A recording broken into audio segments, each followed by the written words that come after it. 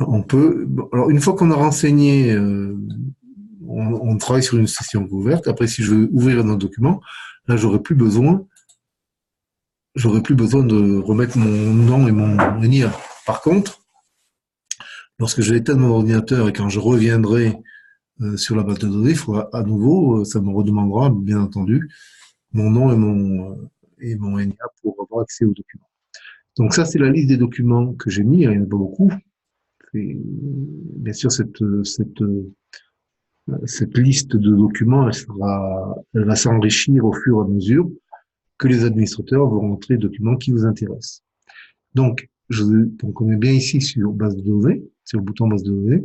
Je vous ai dit qu'il y avait un bouton recherche de documents. Donc là, je suis dans le répertoire admin, donc j'ai accès normalement à tous les documents. Pour avoir la liste complète des documents, il faudrait que je rajoute un S à document là d'ailleurs. Dans le moteur de recherche, je tape le signe pourcentage. Alors, c'est pas celui-là. Voilà. Et je valide. Et vous voyez que ça me met toute la liste des documents. Si je cherchais, par exemple, je vais chercher SLV, un document SLV, dans le, comment dire, dans le nom du fichier, il y a SLV. Donc, je tape SLV. Voilà. Et je clique sur Entrée. Vous voyez, il m'a bien trouvé le fichier uniquement parce que là, dans le nom du fichier, on voit qu'il y a le terme SLV. Voilà. Donc ce moteur de recherche, c'est un petit moteur de recherche qui est très utile. Bon, pour l'instant, il n'y a pas beaucoup de documents, mais imaginez qu'il y ait 1000 documents. Si vous cherchez un dossier qui a trait aux vacances, bon, autre chose, donc on peut rechercher des documents par mots-clés. Voilà. Donc ça, c'est la base de données, le bouton de recherche et ce qu'on a vu, supprimer des documents.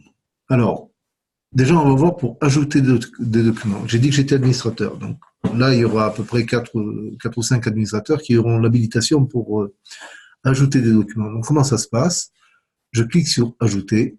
Et ici, j'ai une mode de dialogue qui apparaît. Et j'ai mes 6 répertoires ici, mes 6 classeurs. Admin, bureau, conseil d'administration, commission, SLV et ouvrant droit. Admettons que je veuille rentrer un document dans le répertoire bureau, je clique sur bureau, et ici, je peux transférer des fichiers. Je vais chercher un fichier sur mon disque dur. Par exemple, je vais choisir un fichier. Voilà, et je vais aller chercher un fichier sur mon disque dur. Alors, pour l'exemple, j'en ai mis en téléchargement, et j'ai mis, ça c'est un document de la CMCS, c'est les marches, des randonnées pédestres faites par la section marche. Donc, je clique sur Ouvrir, ici. Et vous voyez, mon fichier, il suffit que je clique ici.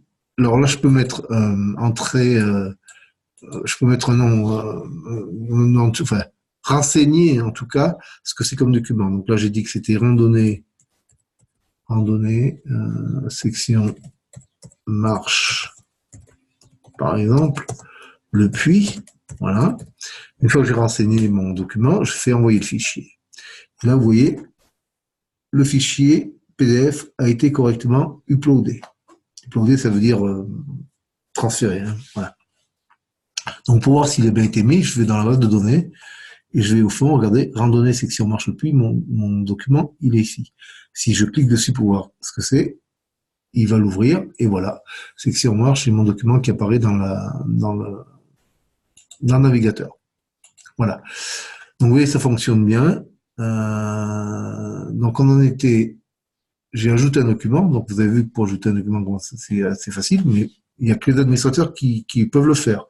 Si vous êtes membre du bureau, membre du conseil ou simplement ouvrant droit, vous n'aurez pas accès à ces boutons, mais je ferai une petite vidéo pour uniquement les utilisateurs qui n'ont pas à rentrer des documents. Supprimer les documents, donc là, c'est uniquement aussi les administrateurs. Si, par exemple, je veux supprimer le document que je viens de rentrer ici, donc vous voyez que déjà, important aussi, c'est que dans les documents, on voit qui a rentré le document. Hein, c'est mon Giboyer, c'est mon pseudo. J'ai choisi de rentrer le document dans le répertoire bureau, donc c'est bien ici, le statut du document dans le répertoire bureau. Voilà. il y a le titre, il y a la date. La date, alors il faut que j'inverse, oui, j'ai fait une petite erreur dans mon programme. C'est la date de rentrée, là par exemple c'est le 22 juin à 18h20. Voilà. Et ça c'est le titre du document, randonnée section marche le puits. Et ça c'est le lien pour le télécharger. Donc en tant qu'administrateur, ben, il y a des documents, si je veux le supprimer, je clique ici sur supprimer. Voilà. Et j'ai une boîte de log qui vérifie parce que je voudrais, il me demande si je suis bien sûr de vouloir supprimer. Donc, si je suis pas sûr, je peux revenir. Je clique sur non, sur non. Si je clique sur non, je reviens au document. Il n'a pas été supprimé. Si par contre, donc je veux le supprimer, je reviens sur supprimer le document, ici bouton, et je fais supprimer. Et là, je reviens sur mon document et je mets oui. Et là, par contre, regardez, il apparaît plus dans la base de données. Donc, on a vu pour ajouter un document, on a vu pour supprimer un document et pour consulter un document. Mais là, on est en tant qu'administrateur.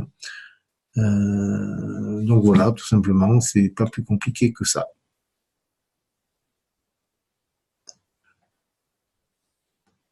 Je vais suspendre la vidéo et je vais revenir avec un utilisateur. Voilà, donc je reviens. Donc je m'étais connecté tout à l'heure en tant qu'administrateur. Maintenant, je vais me reconnecter, mais par contre, j'ai modifié mon statut. Je serai connecté en tant que, comme si j'étais membre du conseil d'administration de la SMCS. Donc je me connecte. Mon pseudo, c'était J. Boyer et mon mot de passe. Voilà, je tape mon mot de passe et je fais se connecter. Voilà.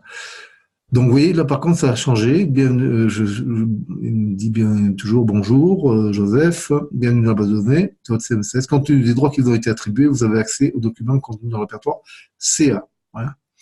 Donc, ça veut dire que je n'ai pas, si je vais dans base de données, ici, regardez, j'ai plus les documents qui sont dans le répertoire bureau, parce que j'ai plus les documents qui sont dans le répertoire administrateur. J'ai simplement les documents qui sont dans le répertoire CA, qui sont dans le répertoire commission, qui sont dans le répertoire CELI et qui sont dans le répertoire ouvrant droit.